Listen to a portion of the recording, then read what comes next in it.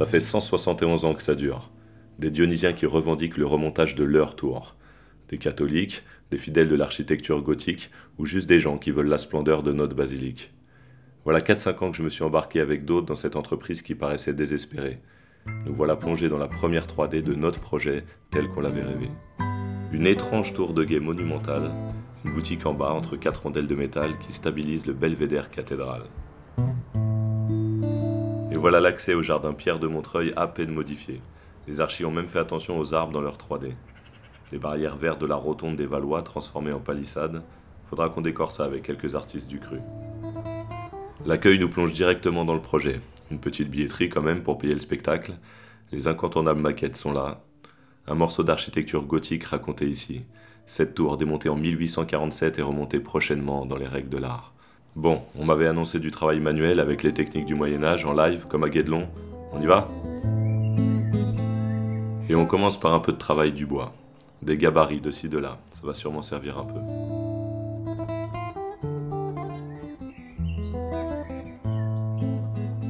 L'incontournable loge des tailleurs de pierre, avec ses 3 spécialités. La découverte en live d'une fabrique de parpaings, moulures, structures.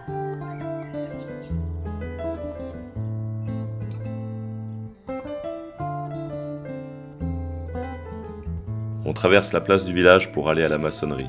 La chaux vive et le plâtre ont pas mal servi à l'époque pour tenir les pierres, mais aussi pour les cercueils qui sont sous nos pieds. Il y a même de quoi se poser pour boire et manger un truc, avec vue sur le reste des pierres de la flèche. Et on enchaîne avec la loge des forgerons qui fabriquent les outils mais aussi les tirants et agrafes nécessaires au chantier.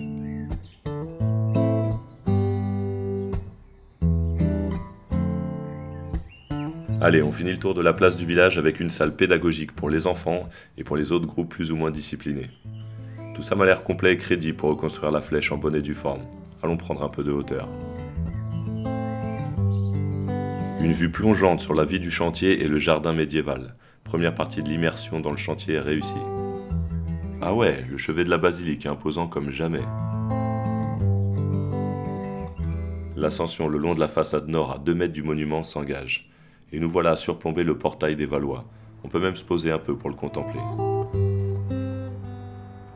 La tour belvédère commence à s'imposer sérieusement à la vue.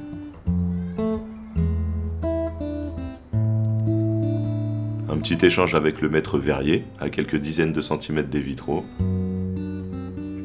Et les entrailles du belvédère s'ouvrent à nous. Une roue à écureuil pour lever les pierres vers le chantier, clin d'œil aux outils et techniques du Moyen-Âge, en plus sécure quand même. Allez, on monte.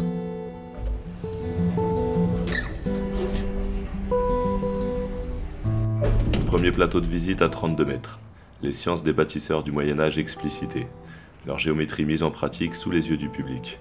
Une vue imprenable sur la base de la flèche. Une petite montée au niveau supérieur par les escaliers pour une nouvelle vue spectaculaire. Second plateau de visite à 36 mètres. Le développement du Saint-Denis médiéval entre le 10e et le 13e par les points forts du paysage, et toujours un coup d'œil plus impressionnant sur le chantier de remontage. Dernière ascension. La vue des escaliers donne un aperçu du final. La vue à 360 pour le dernier niveau. Personne sensible au vertige, allez vite rejoindre les ascenseurs. Pour les autres, profitez, jetez donc un coup d'œil à la tour Eiffel. Une ouverture sur le ciel pour une découverte unique de l'astrologie au Moyen-Âge.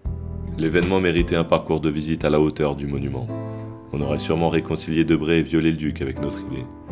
La belle aventure commence sérieusement à avoir un visage. Elle se fera avec les gens d'ici. Il y a encore quelques euros à réunir, alors merci à nos mécènes passés, présents et ceux qui veulent y revenir.